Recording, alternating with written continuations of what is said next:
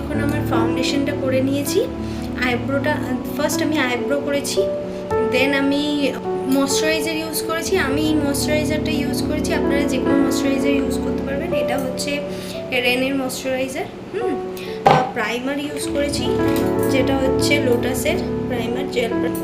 Sunscreen use করেছি। যারা মনে করেন যে রাত্রিবেলা বেরোচ্ছি তো সানস্ক্রিন দরকার নেই, অবশ্যই দরকার আছে। যে লাইটটা আমাদের পড়ে, যেরকম লাইটিং যেগুলো ইউজ করা হচ্ছে এখন পুজোয়, সেগুলো সব আমাদের কিন্তু স্কিনের ক্ষতি করে।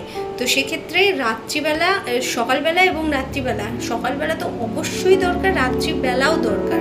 সো সানস্ক্রিন সবসময় ইউজ করা উচিত। তাছাড়া ধুলো ময়লা বিভিন্ন জিনিস আছে, আমাদের প্রোটেকশন রাখলে কি খারাপ আছে। একটা কনসিলার ইউজ করেছি, যেটা আমার ফাউন্ডেশন আমার শেডে ইউজ করেছি। হ্যাঁ, আপনারা যে শেডে সেই শেডের ইউজ করবেন। আমি যদিও বা ল্যাকমির এই 9to5টা ইউজ করি, আমার খুব ভালো লাগে। তার সাথে ল্যাকমির অ্যাবসলিউট কনসিলার, সেটাই আমি ইউজ করি, আমার শেডে ইউজ করি। আমি একটুখানি কন্ট্রোল করে নেব, একটুখানি বেশি